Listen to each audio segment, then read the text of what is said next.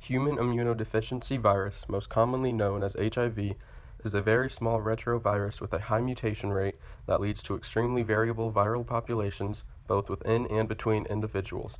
HIV is a type of provirus, which is a form of a virus that is integrated into the genetic material of a host cell. While HIV is in the lysogenic cycle, it does not reproduce right away. Instead, it mixes its genetic material into the host cell's genetic material. There are 7 stages of HIV's life cycle: binding, fusion, reverse transcription, integration, replication, assembly, and budding. The first stage is when the virus binds itself to the receptors on the surface of a CD4 cell in the stage. This stage is called binding. The next stage, fusion, is when the HIV envelope and the CD4 cell membrane join together, which allows HIV to enter the cell. During reverse transcription, inside the CD4 cell, HIV releases and uses reverse transcriptase to convert its genetic material, HIV RNA, into HIV DNA. This conversion of RNA to DNA allows HIV to enter the CD4 cell nucleus and combine with its cell's genetic material. During integration, inside the CD4 cell nucleus, HIV releases integrase.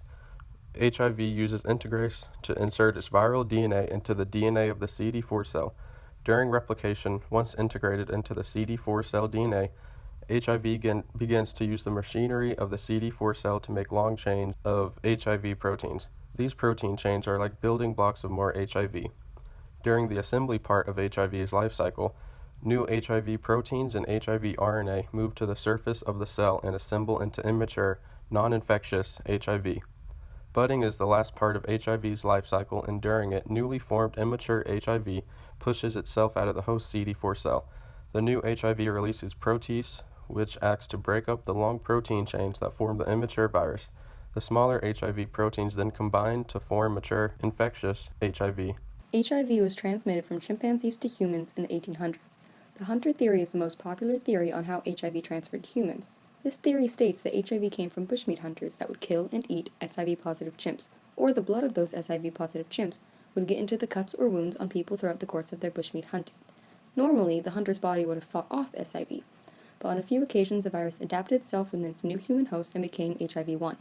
The first cases of HIV were believed to have occurred in the Democratic Republic of Congo and other Central African locations around the 1920s. The earliest North American case of AIDS appeared in a Midwestern 16-year-old teenager named Robert Rayford, who died 1 year after admitting himself to the hospital in 1968. Around 10 years later, in 1978, a Portuguese man named Sr. Joes died. He later was identified as the first known infection of HIV-2. In 1983, an American researcher, Robert Gallo, and French researchers François Barsineci and Luc Montagnier independently declared that a retrovirus may have been infecting AIDS patients. That retrovirus was named LAV by Barsineci and Montagnier and HTLV3 by Gallo. LAV and HTLV3 were renamed HIV in 1986 when they were discovered to be the same virus. Soon after, in 1980, a San Francisco resident, Ken Horn, was reported to the CDC with a rare skin malignancy, Kaposi sarcoma. A year later, he was dubbed the first patient of the AIDS epidemic in the U.S. The 1980s brought the first HIV epidemic in the U.S. It was a time of panic over HIV and AIDS. There were no tests or treatment, and people feared infection from physical contact or public restrooms. No patient zero was ever identified for the 1980s outbreak, although most people wrongly believed that Gaten Duggs was the patient zero of HIV in the U.S. due to a misunderstanding over his title as Patient O, meaning out of California, being misread as Patient Zero on medical documents. Several years later, after that major outbreak, HIV infections have declined to only 0.08% of the global population in 2008, and has decreased 48% in total since its peak in 2005, due in part to antiretroviral treatment scale-up. Today, sub-Saharan Africa bears the heaviest burden of HIV and AIDS worldwide. It is accountable for 64% of all new infections. Many organizations are working to reduce the rate of infection in Africa as well as many other locations worldwide. Approximately 3.5 million people were infected with HIV at the end of 2016. Only 60% of those infected are aware they have HIV because people only start to feel symptoms after the first and second stages. Due to 40% of the world's population not knowing if they are infected with HIV, they do not have access to prevention, treatment, or cure. There is no current cure for HIV because the virus infects white blood cells, which are used to kill off viruses. Despite there being no cure, there are still treatments and ways of prevention. The National AIDS HIV strategy for the United States has 4 goals to reduce and eventually eliminate the virus, and will be updated again in 2020. There are also ways to slow down the virus once infected, such as antiretroviral therapy, also known as ART, which uses antiretroviral drugs that are split into different classes based on the stage of the HIV life cycle. Some of those drugs are mixed together in highly active antiretroviral therapy, also known as HART, in order to act on different viral targets. HART can decrease the patient's total burden of HIV, maintain the function of the immune system, and prevent opportunistic infections that can lead to death. Once patients have successfully received the treatment, they are extremely unlikely able to transmit the virus to others. However, most patients will take the medication irregularly, which gives the virus a chance to replicate and can attack the immune system. Organizations such as the United States Department of Health and Human Services and the World Health Organization recommend offering antiretroviral treatment to all patients because of complexity of selecting and following a regimen, the potential for side effects, and the importance of taking medications regularly to prevent viral resistance.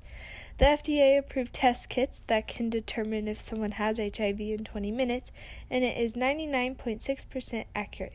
These kits allowed for a wider use of HIV testing. There are also educational campaigns to raise awareness and prevent HIV. For example, homeless shelters provide drug users with clean disposable needles for each individual. Despite us having some medicines to lessen the effects of HIV on the body, these medicines are not perfect and they all come with side effects. The short-term side effects of these medicines may be mouth ulcers, inflammation of the tongue, excess fatigue, issues with your balance, and swollen lymph nodes. Some long-term effects of HIV could include AIDS. However, not everyone who has HIV will go on to develop AIDS before their symptoms become fatal. Most of the time, if you are afflicted with HIV, it will end in death. However, there have been a handful of people who have survived. One such person was Timothy Ray Brown, also known as the Berlin patient, who had a never-done-before stem cell transplant from a donor who carried an extremely rare gene that allowed them resistance to most forms of HIV. Most people who die of HIV do not die from the virus itself, but from opportunistic infections, things such as salmonella, tuberculosis, and toxoplasmosis. Often, people are infected with an OI long before they become infected with HIV. However, since HIV has destroyed their CD4 cells, the body is very vulnerable and cannot keep the OI under control any longer. HIV treatment is very costly to the U.S. and to the patient. The cheapest over-the-counter pharmacy meds you can get is Norvir, the price starting at $263 with 30 capsules before refilling it, and a 100 milligram dosage. The most expensive one is Fuzeon, with the price starting at $3,558 with